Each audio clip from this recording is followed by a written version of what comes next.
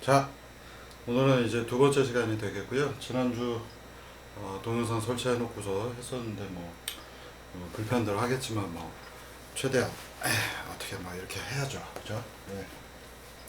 자, 오늘은 이제 두 번째 시간이고요. 이제 본격적인 그 텔레 오퍼레이션이라고 하는 과정에 대해서 얘기를 해보도록 하겠습니다.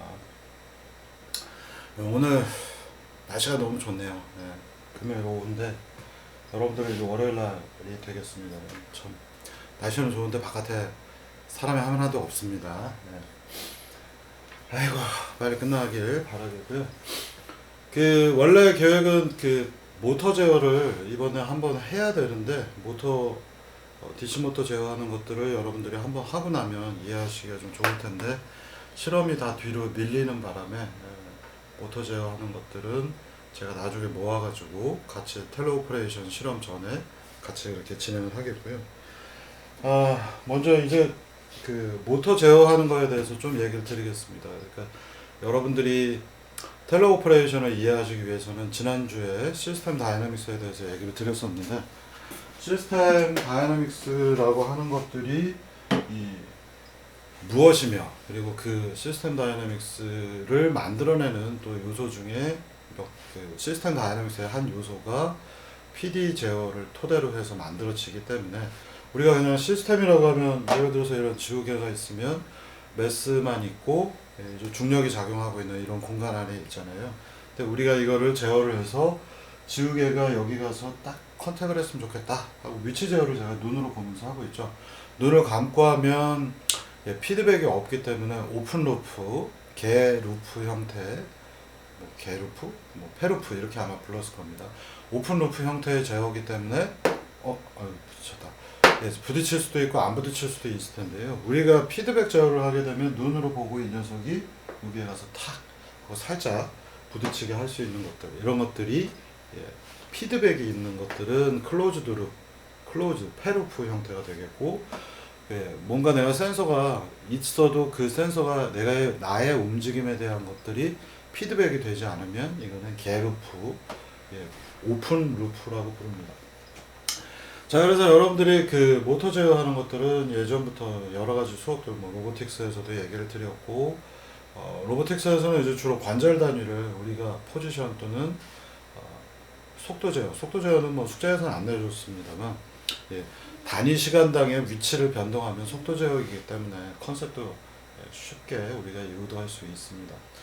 자, 그래서 우리가 위치 제어를 한다라는 것은 무언가 센서를 토대로 해서 입력을 받고 그게 또 거기에 맞춰서 출력을 내보내면 여기에 가야겠다. 모자르니까 좀 더 가자. 너무 많이 간 것 같으니까 덜 가자.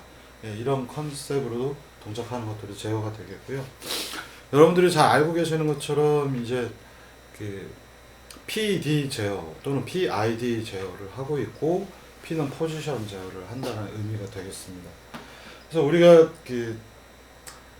PD가 왜 시스템 다이내믹스의 중요한 요소가 되냐면, 원래는 질량밖에 없는 녀석인데 우리가 이 녀석을 제어를 하려고 하면 모자른 것 같아 그러면 많이 힘을 주고, 좀 많이 간 것 같아 그러면 덜 힘을 주는 이런 과정들이 스프링과 똑같게 됩니다. 그러니까 에러를 줄이려고 우리가 수식에서도 여러분들이 많이 얘기 드렸으니까 수식은 여기 칠판도 없고 해서 안 적겠습니다만, 여기까지 가야 되는데 많이 남아있네, 에러가 이만큼 있고 특정한 배열을 해서 여기까지 가야겠다, 지나가 버렸네, 그럼 다시 마이너스 쪽으로 이동해야겠다, 또 많이 왔네 하면서 요 사이를 왔다 갔다 하면서 무언가의 파형들이 생기죠.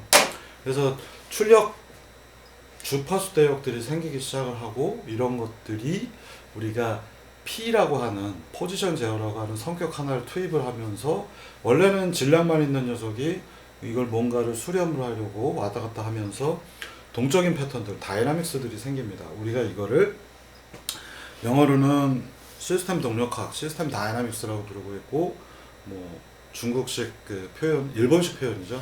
그래서 시스템을 개라고 표현해서 동력학. 보통 근데 그런 용어로는 안 부릅니다. 그래서 시스템 동력학 또는 시스템 다이내믹스라는 표현으로 부르고 있어요. 그래서 알고 계시는 것처럼 제어는 뭔가 페루프, 아까도 말씀드린 클로즈드 룹 형태를 그리게 되겠고, 거기에서 우리가 많이 쓰는 것들이 PD 컨트롤입니다. 그래서 P는 스프링과 같은 효과를 가져주고, D는 마찰에 의해서 에너지를 소멸하는 형태로 동작을 한다라고 지난주에도 얘기했고 작년에도 이제 얘기를 했습니다. 그러면 실제 모터 제어, 로봇에서 모터는 어떻게 돌아가는가라고 하는 부분을 아셔야 텔러 오퍼레이션들을 할 수 있고, 우리가 시스템 다이내믹스가 어떤 역할을 하는지 알게 되기 때문에 이런 내용들을 원래 모터 제어들을 해보면서 할 계획이었고요.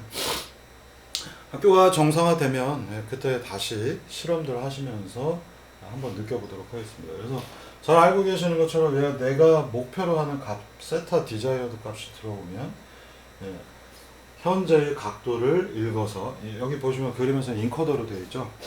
보통 인코더입니다.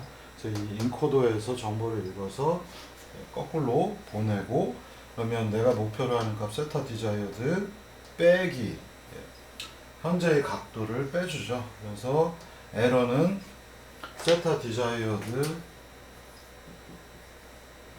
빼기 현재의 각도, 그래서 에러라고 하는 것들을 오차를 우리가 정의를 하고, 이 에러에 기반하여 PD 또는 PID 컨트롤을 하죠. 그래서 최종적으로 나가는 출력인 토크는, 모터의 토크는 P 제어를 하게 되면 개인값 KP 에러에 대해서 어떤 특정한 상수를 비례하는 토크, 그 다음에 다시 D 컨트롤이 들어가면 KD E 토트, 이게 PD 제어가 되겠고요. PID는 KI, 그리고 에러를 시간에 대해서 현재 시간까지 적분한가, 이렇게 들어갑니다. 그래서 이 I 컨트롤의 경우에는 여러분들이 3학년 때 배우신 것처럼 목표 값에 가서 정확하게 멈췄으면 할 때 I를 쓰겠고요. P나 D, P는 스프링과 같은 효과, D는 에너지를 소비해서 뿅 하고 이렇게 수렴하는 이런 형태로 되어 있습니다. 이 세 가지가 다 같이 들어가 있는 것을 우리가 PD 컨트롤이라고 부르죠. 그래서 이 제어 다이어그램, 블록 다이어그램을 보시면은 목표값, 그 다음에 현재값, 에러를 계산하고요. 그 다음에 이 부분에는 에러들을 이용하여 여러 가지 제어기들, PID, PD 원하는 대로 또는 PI 결정을 해서 이 부분에서 튜닝을 하면 최종적인 토크 T가 계산이 돼서 나가고요. 여러분들이 그 실험에서나 또는 여러분들이 많이 보실 수 있는 모터들, 그 안에는 대부분 드라이버라고 하는 모터 드라이버가 있고, 이 모터 드라이버가 출력 토크를 쏴주는데, 토크를 쏘기 위해서 우리가 보통 많이 쓰는 것들이 PWM 방식을 많이 쓰죠. 그래서 PWM은 펄스 위드스 모듈레이션이고 속도에 대한 겁니다. 그래서 속도를 조절할 수 있는 요소들, 숫자들을 집어넣으면 최종적으로 나오는 것은 모터에 부하가 걸리니까 토크 형태가 돼서 모터가 돌아가는 거죠. 그럼 모터가 돌아가기 때문에 다시 인코더 값이 변할 거고, 그 다음 턴에서 목표로 하는 값과 현재의 값을 토대로 에러를 계산하고, 컨트롤러에서 토크를 계산해서 출력을 쏴주면 이걸 이제 무한히 반복하는 구조. 이게 여러분들이 알고 계시는 컨트롤러의 성격이 되겠고요. 그래서 이 컨트롤러는 뭐 PD, PID 여러 가지 종류가 있는데, 일반적으로는 되게 여러분들이 이제 어떤 예제에서도 살펴보시면은 직접 PID 컨트롤을 해보면 어떤 시스템은 D를 거의 안 줘도 되는 경우가 있습니다. 그러니까 P만 줘도 대부분 수렴이 잘 되는 이상한 경우가 생겨요. 여러분들이 옛날 로봇공학 때 배우셨던 내용을 상기해 보시면은 P라고 하는 것들은 이게 스프링 상수의 역할을 하죠. 우리가 수식적으로 보시면 원래 매스 M이 있는데 이 녀석을 내가 움직이고 싶은 거잖아요. 그래서 이 매스 M을 움직이고 싶은데 이 펜이 다 조교를 불러서 펜을 새로 갖고 와야 되는.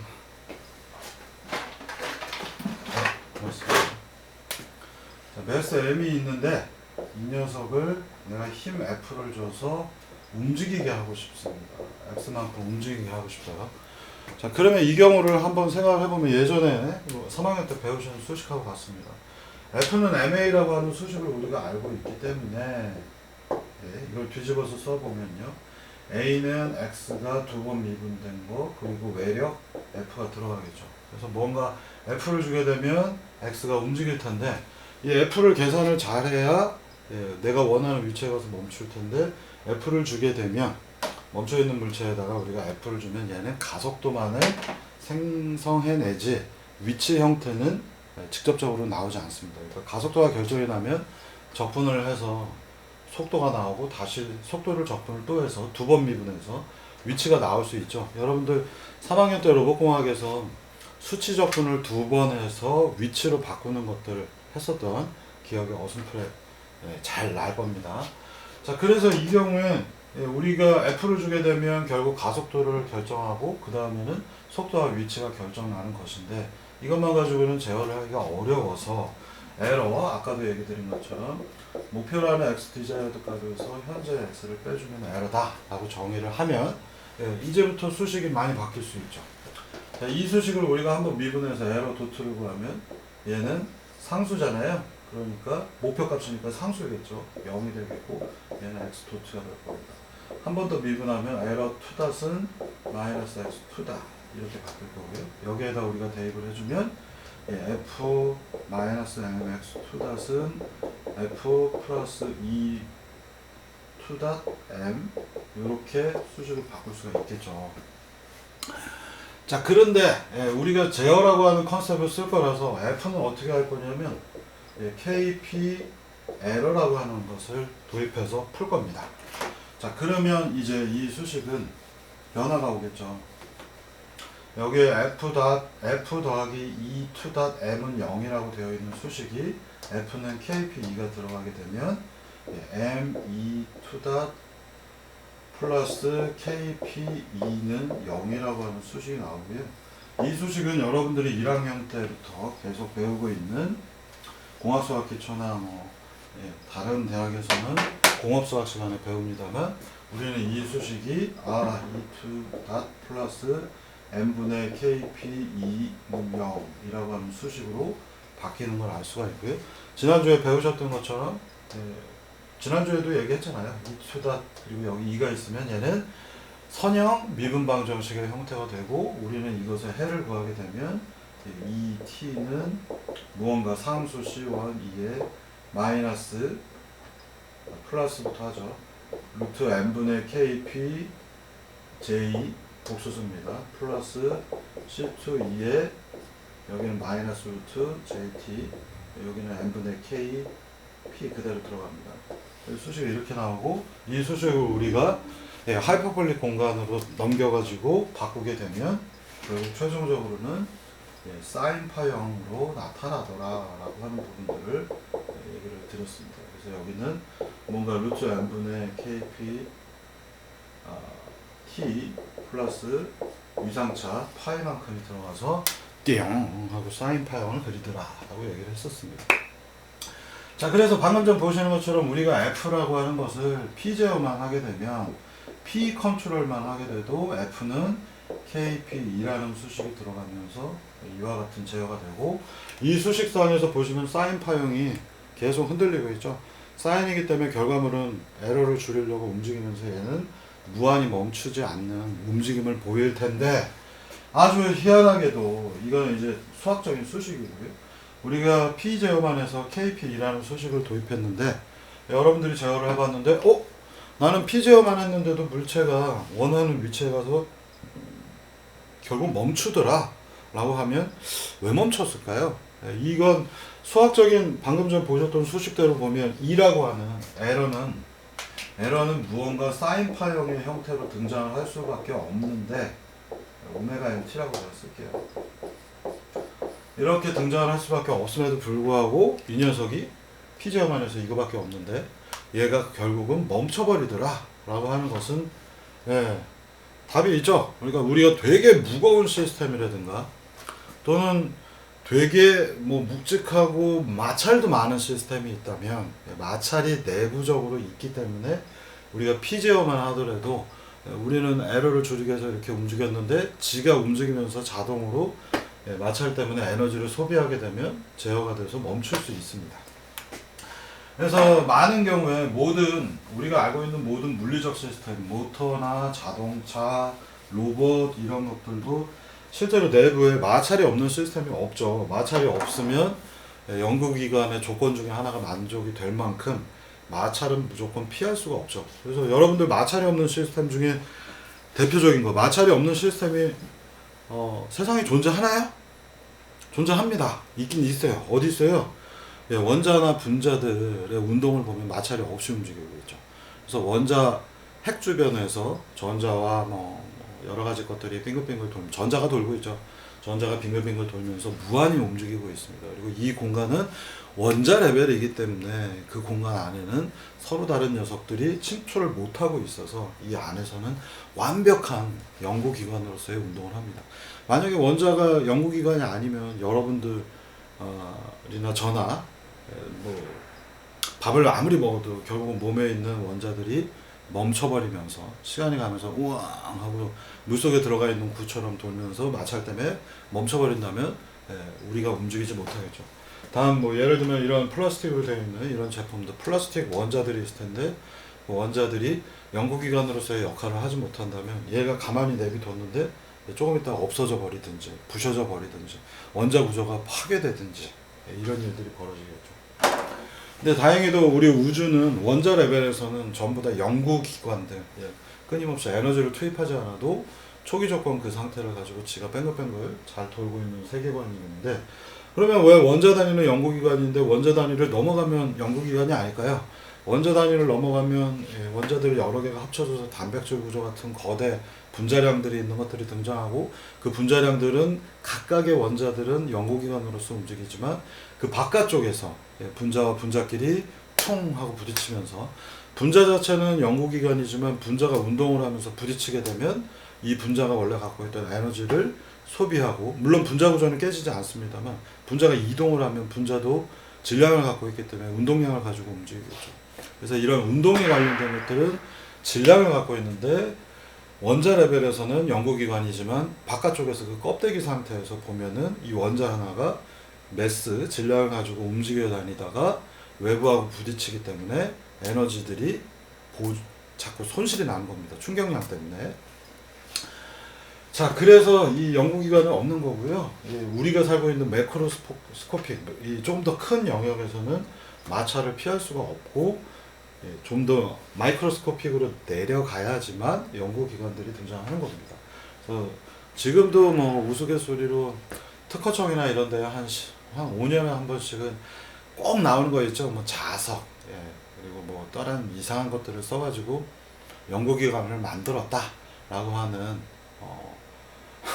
특허청 등록되는 사항들이 있어요. 그러니까 동네에 계신 발명가 이런 분들이 뭔가 자기는 연구기관을 만든 것 같다 하면서 얘기하시는데 이거는 공학적인 측면 그리고 과학적인 측면에서 봤을 때 매크로스코픽에서는 애시당초부터 분자들 간의 결합들이 존재하기 때문에 불가능한 얘기입니다. 그리고 우리가 엔트로피라고 하는 컨셉을 조금만 이해할 수만 있다면 이건 불가능해요. 그래서 어쨌든 상태라고 하는 것들은 계속해서 자기가 안정화된 레벨로 여러분들 그 안정화라는 레벨은 뭐냐면 이와 같은 볼이 있는데 여기에 구슬을 놓게 되면 그 구슬이 굴러다니다가 결국은 가장 안정된 형태인 가운데 와서 에너지를 소비하고 여기에 멈춰 있잖아요. 얘가 왔다 갔다가 안정성, 스테빌리티에 관련된 부분인데 에너지를 소비하고 에너지를 어디로 다 보내냐면 공기와의 마찰 때문에 열 에너지를 소비하고 그 다음에는 안정된 상태로 멈춰 있습니다. 그렇기 때문에 연구기관은 사실상 이러한 매크로스코픽에서는 만들 수가 없습니다. 우리가 매크로스코픽에 살지 않는다면 마이크로스코픽이라면 연구기관을 쓸 수 있겠지만 우리가 살고 있는 세계관 자체가 분자를 넘어가서 여러분 몸에 있는 분자 본 적 없잖아요. 눈으로 이렇게 동그란 거 보인 적이 있어요? 없죠. 그렇기 때문에 우리가 살고 있는 매크로스코픽에서는 연구기관은 불가능해서 결국은 마찰이 분명히 존재하는 거고 그러다 보니 모든 시스템, 기계 시스템, 로봇 시스템들 이런 것들은 전부 다 마찰들이 존재하죠. 움직일 때마다 삐걱삐걱. 저도 몸이 요새 삐걱거리는데 삐걱삐걱 할 때마다 마찰 때문에 에너지가 소비가 되고 있고 어떤 걸 우리가 제어를 하려고 했는데 피 컨트롤만 한다면 이론적으로 피 컨트롤은 완벽한 사인을 가져야 되고, 예, 이게 절대 소멸하지 않겠지만 물리 공간 안에 있기 때문에 공기와의 마찰 또는 관절과 관절끼리의 마찰 때문에 에너지가 소비되면서 피 컨트롤만 하더라도 사실 시간이 많이 걸려서 그렇죠. 어느 순간에 가보면 멈추게 되는 경우들이 많습니다. 자, 그래서 여러분들이 기본적으로 PD 컨트롤의 성격에 대해서 이해하셔야 되고요. P는 예, 원래는 멈추지 않는 거지만 물리 공간 안에서 마찰이 있어서 멈출 수 있지만 내가 조금 더 빨리 멈췄으면 좋겠다 할 때 D라고 하는 댐핑이 들어가 있는 마찰 이 요소를 집어넣게 되면 이 녀석이 빨리 멈추면서 원하는 목표에 가서 축축 하고 멈추는 형태가 가능하게 됩니다. 그래서 이 PD 컨트롤의 기본 컨셉은 여러분들이 작년에도 배웠고 숙제들 각종 숙제 하시면서도 나오기 때문에 반드시 아셔야 되겠고, 이 PD 컨트롤이 P라고 하는 녀석 또는 D라고 하는 녀석이 에러를 고려를 했죠. 그래서 얘네 두 개가 전부 다 에러와 에러 도트를 건드리고 있고, 우리가 다루고 있는 물리 시스템이 mx2-인데 에러는 x 디자이어드 빼기 x라고 정의를 함으로써 e2-은 x2- 마이너스 x2-하고 같아져서 얘네들 세 개의 관계로 에러 다이나믹스, 에러에 대한 2차 다이나믹스, 2차 미분 방정식이 등장을 하는 세계가 바로 여러분들이 살고 있는 것이고, 2차 미분 방정식 형태 어떻게 됐든 간에 수식은 무조건 다 이런 형태들로 바뀌게 됩니다. 여기도 뭔가 상수 선형으로, 선형인 경우 이렇게 표현되겠고 비선형은 조금 더 복잡하게 표현되겠습니다만 에러에 대한 2차 시스템으로 표현이 되기 때문에 우리가 살고 있는 세계관은 여기 보시면 2차이기 때문에 아 다이나믹스구나, 동력학이구나. 우리가 미분하면 미분을 두 번 하면은 가속도 나오잖아요. 에러를 두 번 미분했더니 가속도가 나오죠. 에러에 대한 가속도가 나오기 때문에 이것은 다이나믹 시스템입니다. 그래서 우리가 이거를 시스템 다이나믹스라고 부르는 것이고요. 여러분들이 제어를 하면서 제어 관점에서도 이 부분들을 나중에 이제 손으로 직접 모터를 만져보시면서 PD 컨트롤에 대해서 다뤄보도록 하겠습니다. 자, 그리고 원래 이제 실험이 있는데 이 실험은 그 뒤에서 나오는 텔레오퍼레이션의 한 성격을 그대로 이용을 하고 있고요. 그래서 힘을 거꾸로 느껴보는 마스터 슬레이브 간의 관계에서 힘을 느껴보는 실험으로 되어 있습니다. 그래서 간단하게 도면 제가 그려놨고 구성은 이렇게 되어 있어요. 여기 AC 모터가 하나가 있고요. 이 AC 모터는 국내 그 창원에 있는 중견기업이죠. 하이젠이라고 하는 데서 만든 하이젠 모터에서 만든 AC 모터를 쓰고 있어요. 그래서 AC 모터이기 때문에 기본적으로 뭐 파워도 좋고요. 뭐 잘못 만지면 감전될 수는 있죠. 네. 근데 뭐 여러분들 뭐 이 감전이나 이런 거는 크게 문제가 없고요.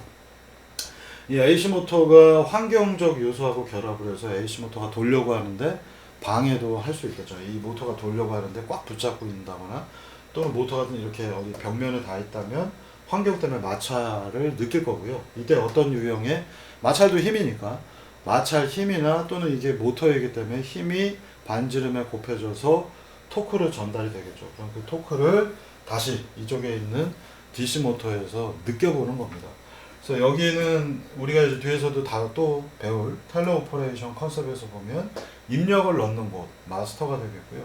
이쪽은 출력이 나오는 곳, 슬레이브가 되겠습니다. 그래서 이쪽에는 DC 모터를 쓰고 있고 여기는 AC 모터 쓰고 있어요. 그래서 이쪽 DC 모터를 내가 손으로 요만큼 돌려주면 여기에 붙어있는 인코더 정보가 이쪽으로 전달이 돼서 AC 모터가 돌려고 합니다.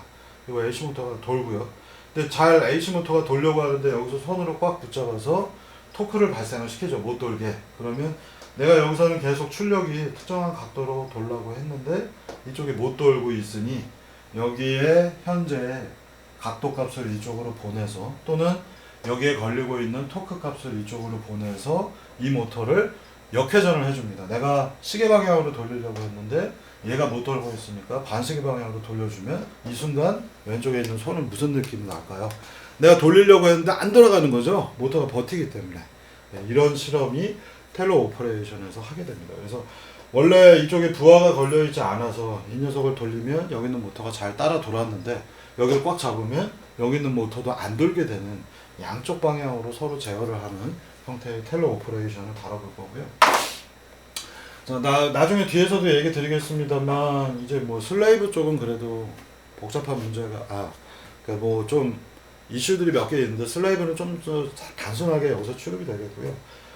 이 마스터 파트 쪽에서 보시면 마스터는 무언가 내가 모터를 돌릴 수도 있어야 되는데 그 녀석이 힘도 전달할 수 있어야 됩니다. 즉 모터가 쉽게 돌아갈 수도 있으면서 강력한 토크가 나와서 또 못 돌아가게도 해야 되는 이런 구조라 이 부분은 이제 비싼 모터죠.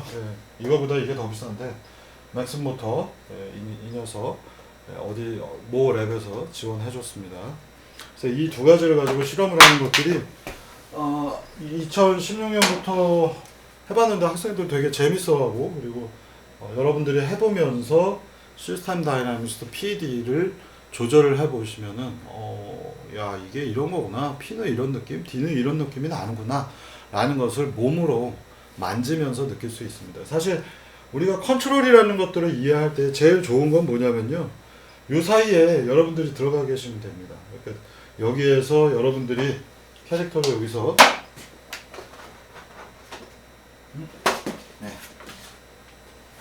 야호, 특수 장비가 나왔죠?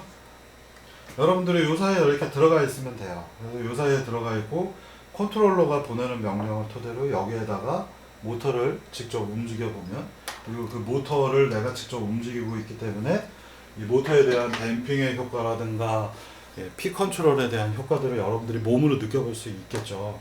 그래서 우리 예제에서는 여기가 아니라 이건 이제 진짜 명령을 보내는 거고, 요 끝단에 여기에 여러분들이 손으로 만져보면서 이 모터가 어떻게 돌려고 하는지를 느껴보도록 그렇게 해보도록 하겠습니다. 그래서 이 실험을 하지 않고서는 도저히 설명을 하지 못하는 영역들이 나옵니다. 그래서 여러분들이 나중에 진정 국면에 들어가면 그때 실험을 해보면서 한 번씩 느껴보도록 하겠습니다. 자, 그래서 앞서서 설명을 제가 이미 드렸었는데 여기 한번 정리 잘 해놨기 때문에 다시 한번 보시겠습니다. 이거 PD 컨트롤을 하는데 우리가 처음에 되게 다이나믹스가 좀 작은 거, 그리고 다이나믹스가 거의 없는 거, 없다시피 한 거, 그거를 P 컨트롤만 가지고 해보겠다. 작년에도 비슷하게 배우셨던 내용 중에 하나이고요. 그러면 어떤 일이 있을까요? 이제 다이나믹스가 없는 시스템, 컴퓨터 화면 안에 있는 뭐 마우스 커서의 움직임이라든가 컴퓨터 화면에 있는 어떤 에이전트의 움직임들은 사실은 컴퓨터 아니기 때문에 디지털 공간이라 거기에는 다이나믹스가 존재하지 않죠. 그래서 우리가 이걸 앞서서 얘기 드린 것처럼 에러 다이나믹스 꾸며서 에러는 세타 디자이어드 빼기 세타, 그리고 우리의 목표는 뭐냐면 최종적으로 에러가 0이 돼서 현재의 각도가 목표라는 값이 됐으면 좋겠다라고 하는 것이 되겠고요. 그래서 이 같이 첨부되어 있는 테스트 2 매트릭 이그젬플을 보시면은 여기는 현재 지금 다이나믹스가 없기 때문에 힘 F를 주면 원래는 MX2- 돼야 될 텐데 F를 줬더니 그냥 수식입니다. 원래는 F를 주면은 매스가 있으면은 얘가 반드시 가속도가 생겨야 되겠지만 다이나믹스가 없는, 이건 실제 물리적 공간이 아니잖아요. 그래서 F라고 하는 어떤 입력을 줬더니 꼭 힘이라고 생각해도 좋고 힘이 아니라고 생각하셔도 좋아요. 여기는 물리 공간이 아니기 때문에. 그래서 여기에 뭔가 입력을 줬더니 X 값이 변하더라.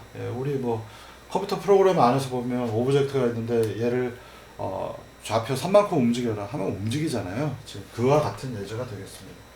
자, 그러면 F는 어떻게 할 거냐? 역시 마찬가지로 P 컨트롤 형태로 접근을 할 것이라 K2를 대입하고 현재의 세타에다가 입력을 더해줬더니 새로운 세타 U는 세타 플러스 K2가 되겠고, 이 과정을 계속해서 반복을 하게 되면 세타가 또 다른 세타 U가 될 것이고, 이게 결국은 세타 디자이어드 값을 갑니다. 그래서 얘를 보시면 여기에서 P 컨트롤을 도입하면 쭉 하고 이렇게 가는 예제를 보실 수 있겠고, 이 녀석의 경우에는 여러분들이 자동 제어 시간에도 배우시는 퍼스트 오더, 우리가 수식으로 보시면은 무언가 이 도트는 KP는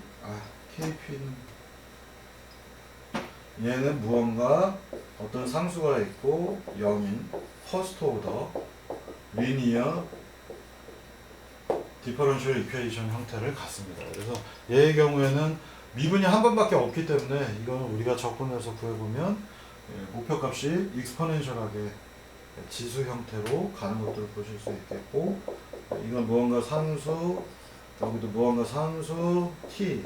그래서 시간에 대해서 이 2하고 2하고 구별해야 됩니다. 얘는 대부분들은 이 2하고 이 2를 구별을 잘하죠. 근데 저는 못하겠고, 얘는 에러고 여기는 익스포넨셜입니다. 그래서 시간이 가면 갈수록 특정한 값에 가서 수렴하는 형태를 갖습니다.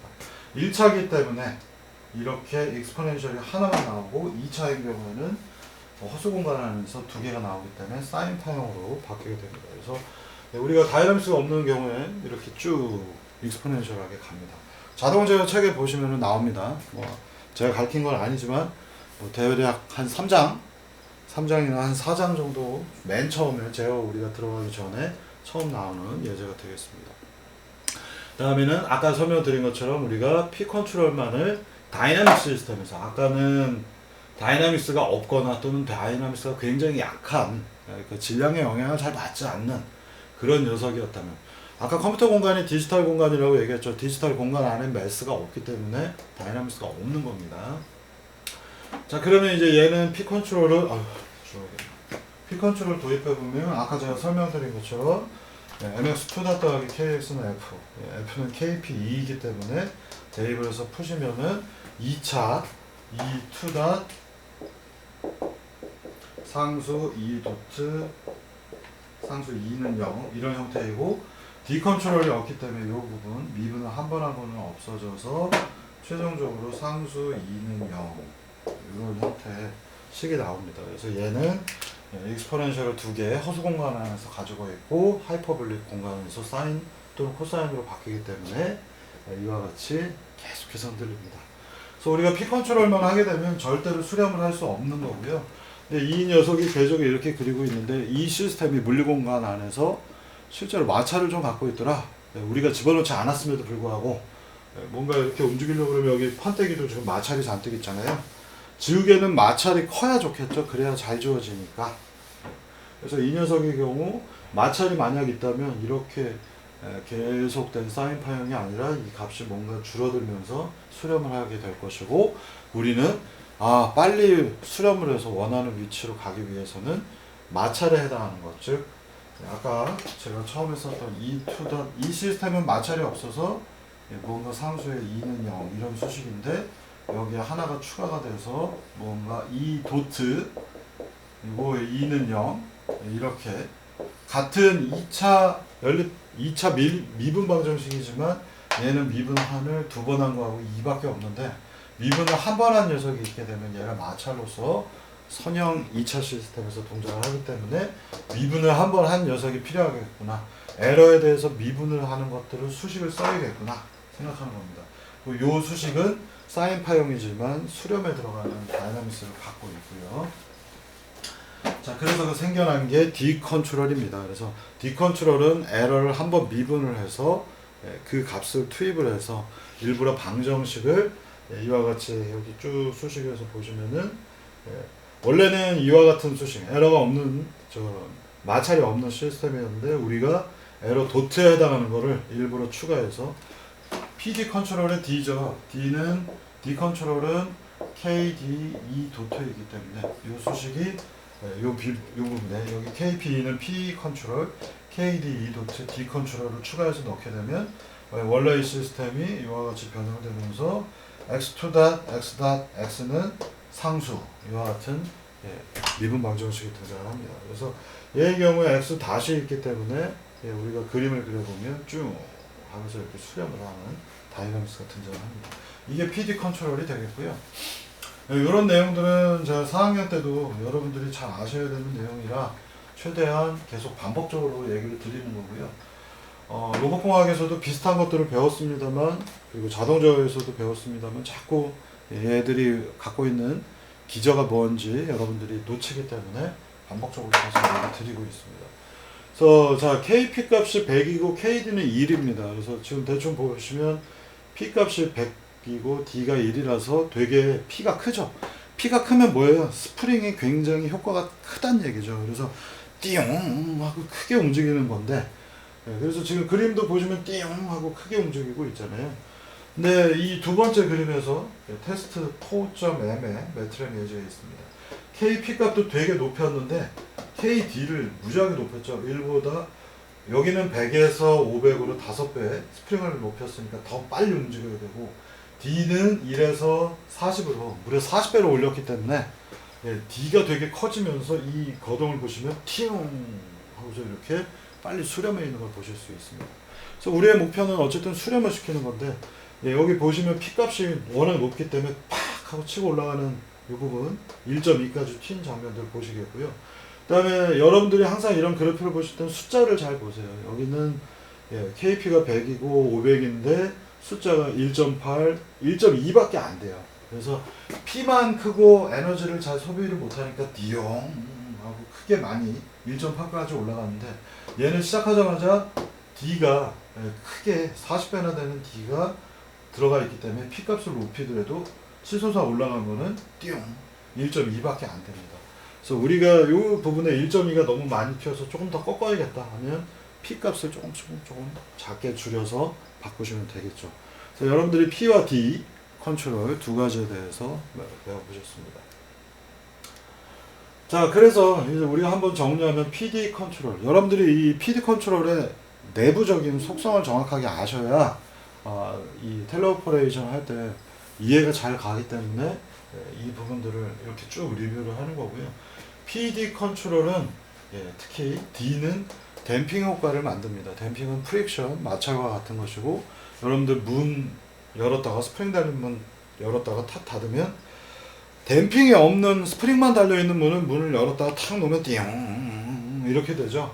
근데 댐퍼가 붙어 있으면 공기 댐퍼 우리들 문에 보시면은 주사기로 뭔가 푸쉬 하고 누르는 것처럼 이렇게 누르는 힘이 들어왔는데 공기가 천천히 빠져나가기 때문에 여기서 푸쉬 하고 누르면 공기가 쭉 하고 빠지면서 문이 천천히 닫히게 만든 거 공기 댐퍼라고 부르고요.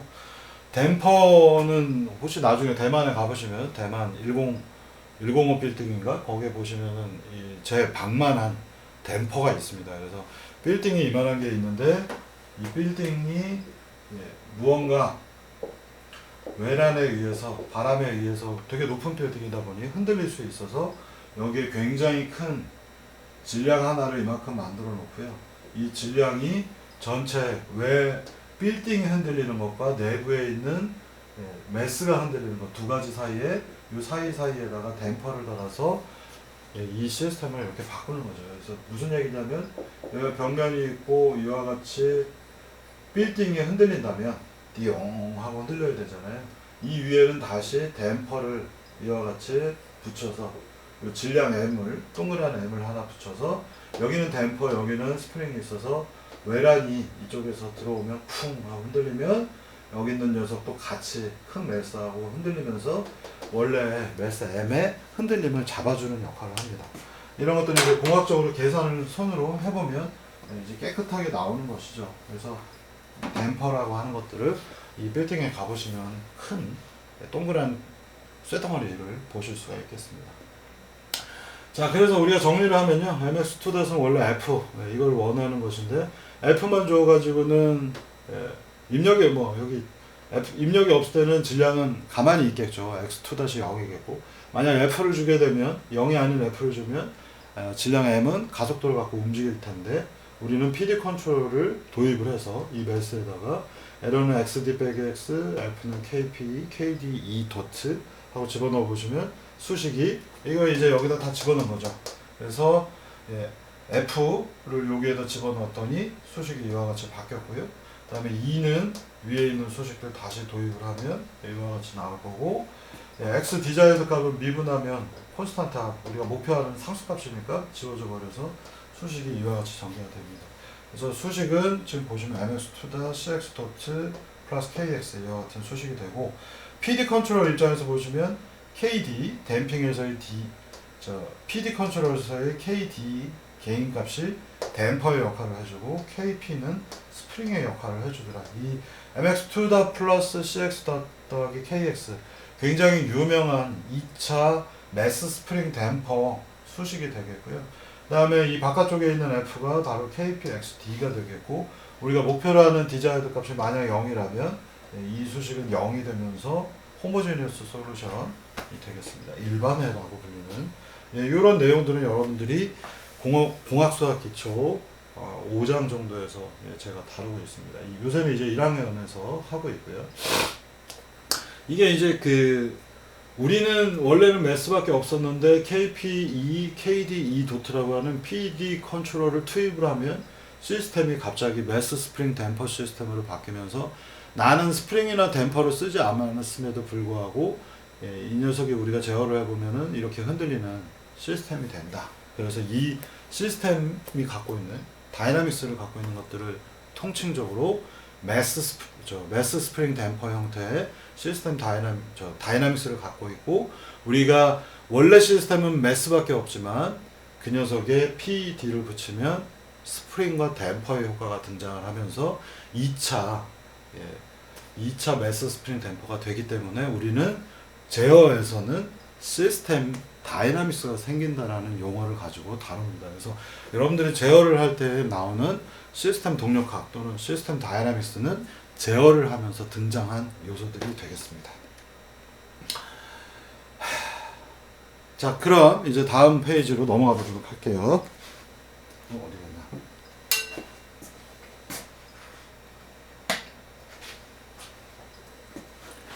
자, 그러면 이것들은 지난주에도 제가 조금 얘기를 드렸습니다만 라플라스 트랜스폼으로 또 표현을 할 수가 있습니다. 그래서 이 라플라스 트랜스폼은 여러분들이 자동 제어 시간에 담당 교수님한테 제가 물어봐도 그렇고 여러분들한테 물어봐도 그렇고 조금 덜 배웠습니다. 많이 덜 배웠는데 그러다 보니 라플라스 트랜스폼을 잘 안 쓰려고 하는데 제가 이 수업에서 계속해서 조금씩 설명을 드리고 있어요. 그래서 여러분들이 나중에 제어 쪽 관련해서 뭔가 지식들을 더 쌓으시려고 하면 지금 이런 설명들이 조금 더 이해가 되기 수월할 겁니다. 그래서 계속 이런 부분들을 제가 소개를 하고 있고요. 방금 전에 얘기 드렸던 매스 스프링 댐퍼, 매스가 있고 스프링이 있고 댐퍼가 있고 얘를 힘 F로 잡아당기게 되면 어떤 일이 벌어지는가 라고 하는 수식이 바로 이거고요. 그래서 여러분들이 역학 시간에 배우는 역학 쪽에서 F는 MA라는 수식이 나오는데 이걸 그대로 이용하는 겁니다. A는 mx2다. 이 부분은 관성력에 대한 부분을 다루고 있고 이쪽 부분은 외력에 대한 걸 다루는 겁니다. 그래서 여러분들이 이 수식을 보실 때 외력이 들어오면 관성력이 얼마가 생기냐면 질량 m이 있고 가속도 a가 생기더라. 그리고 두 가지 사이의 관계는 같더라 라는 수식이 되겠고요. 그래서 MA는 이제 A라는 기호 대신에 미분을 두거나 MX2-로 써놓고 얘가 이쪽으로 움직이려고 하면 양쪽이 똑같아야 되잖아요. 외력과 관성력이 두 가지가 똑같아야 되기 때문에 이퀄 표시 들어가고 얘가 이쪽으로 움직이려고 할 때 이 부분 외력은 어떤 게 작동하냐, 여기 있는 매스가 이쪽으로 훅 하고 가려고 그러면 스프링이 잡아당기겠죠. 어느 쪽으로 잡아당겨요? 이쪽으로 잡아당기죠. 얘가 이쪽으로 가려고 하면 오른쪽으로 가려고 하면 여기서 스프링이 왼쪽으로 잡아당기기 때문에 부호가 마이너스 KX라고 하는 녀석이 붙고요. 그 다음에 이쪽으로 또 댐퍼가 속도가 생겼기 때문에 얘가 훅 하고 움직이기 때문에 댐퍼의 속도가 생겨서 댐퍼가 또 부호가 반대인 이쪽으로 잡아 끄니까 마이너스 BX 더트가 생깁니다. 이 방향성에 대한 건 어떻게 여러분들이 생각하시면 되냐면 우산을 펼쳐서 우산이 여기 있으면 좋은데 없네. 우산을 펼치거나 또는 뒤에다가 낙하산을 맸다고 생각하고요. 내가 가만히 있다가 앞으로 훅 하고 움직이면 어떻게 돼요? 뒤에서 우산이 공기의 저항력으로 끌죠. 공기의 드랙 폴스들을 가지고 반대쪽으로 끌죠. 그래서 내가 이쪽으로 가려고 그러면 뒤쪽으로 잡아당기기 때문에 부호들이 전부 다 마이너스 부호가 붙어 있는 거고요. 여기에 보시면 요거는 이 시스템이 원래 갖고 있는 댐퍼와 프릭션에 의한 것들이고요. 실제로 얘를 이쪽으로 외력을 줘서 F를 훅 하고 끌게 되면 내가 원래 지금 보시면 화살표가 오른쪽으로 가려고 했기 때문에 외력 F는 이 녀석하고 부호가 똑같아서 플러스로 표기되어 있는 걸 보실 수 있습니다. 그래서 여기에 외력 F가 동작을 했을 때 어떤 일이 벌어지는가? mx2-은 F의 힘을 받아서 이쪽으로 가려고 하는데 댐퍼가 뒤로 끌려고 그러고 스프링이 뒤로 끌려고 해서 얘들만 부호가 마이너스예요. 애들이 이제 수식을 만들기 위해서 넘어오면 mx2 더하기 bx 더하기 kx는 f라고 하는 유명한 수식이 등장을 하는 것이고요. 우리가 이걸 라플라스 트랜스폼을 쓰면 라플라스 트랜스폼은 지난주에도 잠깐 얘기 드렸고 오늘도 얘기하겠습니다만 S는 시그마 플러스 오메가 J라고 하는 얘는 실수 공간에 있는 요소, 얘는 허수 공간에 있는 요소. 라플라스 트랜스폼에서의 S는 복소수를 뜻합니다. 어떤 특정한 복소수를 뜻하는 거고요. 그래서 얘는 실수 공간이라 실수는 전부 다 시간의 익스포넨셜, 실수 쪽에서 표현되는 건 시간하고 관련이 되겠고요. 오메가 J는 여러분들이 아까도 보신 것처럼 2의 세타 J는 코사인 세타 플러스 J 사인 세타라고 하는 유명한 오일러 공식이죠. 이것도 1학년 때 배웁니다만 이 무언가 복소수가 되는 녀석들은 전부 다 사인 코사인 형태로 우리가 하이퍼볼릭 공간 안에서 치환이 가능하기 때문에 오메가 J라고 하는 요 요소는 전부 다 허수 파트는 우리가 변환을 하게 되면 사인 파형 또는 코사인 파형으로 주파수 형태로 볼 수 있어요. 그래서 S는 시그마 더하기 오메가 J에서 시그마는 실수부에 해당하는 즉 시간에 대한 것들만 다루게 되겠고 오메가는 주파수 대역에서 다루게 됩니다. 이 부분은 뒤에서도 제가 설명을 드리겠고요. 이걸 하기 위해서 만든 적분 변환 기법이 라플라스 트랜스폼이고 라플라스 트랜스폼은 우리가 원하는 어떤 함수를 2의 마이너스 st라고 하는 복소수를 여기 집어넣죠. 그리고 시간에 대해서 0에서부터 무한대의 시간, 여기 마우스 커서가 가리고 있네요. 여기서부터 시그마까지 인피니까지 무한대까지 적분을 하게 되면 라플라스 트랜스폼이라고 하는 공간으로 변화를 할 수가 있습니다. 그래서 이게 적분도 나오고 적분도 되게 어렵겠네 이렇게 생각을 하시는데요.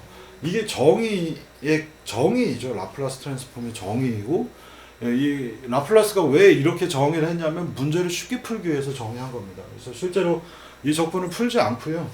미분을 한 번 할 때마다 이 결과물이 의미하는 바는 뭐냐면 미분을 할 때마다 S라고 하는 부호가 하나씩 붙게 설계를 한 겁니다.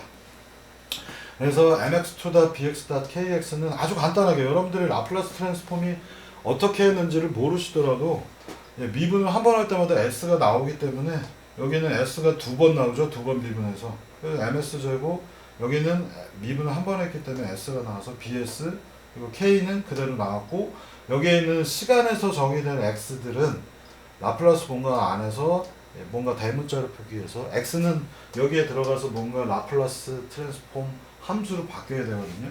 그래서 X는 여기는 시간에 대한 건데 라플라스 트랜스폼 했으니까 잘 모르겠지만 X, S라고 하는 라플라스 트랜스폼 하에 함수로 바뀌었다 라고 정의하시면 되겠고 입력 F도 시간에 대해서 정의되어 있는데 여기에다 대입을 해보면 뭐예요?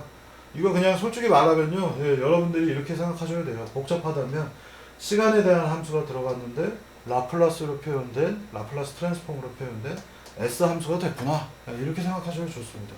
그래서 그냥 이 수식을 보시면 X는 라플라스 트랜스폼화가 됐고 FT는 라플라스 트랜스폼 하에서의 FS가 됐고 미분할 때마다 S를 붙여서 보니 그냥 되게 바보 같은 간단하게 이런 수식들이 등장을 했고요. 이 수식을 우리가 꼼꼼히 여러분들이 알아보신다면 앞서서 얘기 드린 것처럼 복소수는 원래 시그마 더하기 오메가 J, 복소수는 X 더하기 Y, J 이런 식으로 표현된 거고 오일러 수식이 있고요. 2의 세타 J는 코사인 세타 더하기 J 사인 세타 이런 거고요. 그래서 이 보시는 것처럼 지금 복소 공간 안에서의 익스포넨셜은 코사인과 사인의 결합체이기 때문에 얘네들은 서로 다 사촌관계죠. 코사인하고 사인은 또 위상이 90도가 차이가 날 뿐이고요. 그래서 얘네들 세 개는 사실은 거의 같다고 보시면 됩니다.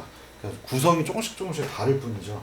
그래서 이 수식들 여러분들이 이렇게 바꿔서 코사인 2의 세타 J는 코사인 더하기 J 사인인데 2의 마이너스 세타 J는 얼마일까? 코사인 마이너스 세타는 세타가 지금 마이너스 세타로 바뀌었죠. 그러면 코사인 마이너스 세타는 그냥 코사인 세타가 되겠고 사인 마이너스 세타는 마이너스 사인 세타가 되니 얘하고 얘네 두 개의 조합을 통해서 우리는 코사인 세타는 2분의 1 2의 세타 J 플러스 2의 마이너스 세타 J라고 하는 형태로 바꿀 수 있고 여기 아까 보시면 제가 2차 미분방정식, 선형 미분방정식을 풀었을 때 나타나는 폼과 똑같죠. 여기는 세타 J이고 여기는 마이너스 부호가 붙은 세타 J라서 이게 코사인으로 바뀌는 걸 보실 수 있고, 또 사인으로 바뀌게 되면 여기 J가 하나 붙을 텐데 이 녀석은 다시 위상으로 바꿔서 위로 넣으면 이와 같은 수식으로 바꿀 수가 있기 때문에, 이렇게 무언가 익스포넨셜인데 요 안에 복소수 있고 부호가 서로 반대인 녀석은 사인 또는 코사인으로 바꿀 수가 있습니다. 하이퍼볼릭 공간으로 바꾸시면 똑같이 이렇게 만들 수가 있습니다. 자, 그리고 라플라스 트랜스폼에 대해서 조금 더 알아보시면, 복소수가 이래야 했는데 앞서서 복소수처럼 특별한 복소수로 S라고 하는 걸 정의했고 적분 변환을 하는 겁니다. 원래 시간에 대한 함수인데 exponential 2의 마이너스 st를 써서 적분을 하면 gs라는 함수가 나타난다. 이게 라플라스 트랜스폼의 정의가 되겠고요. 시간이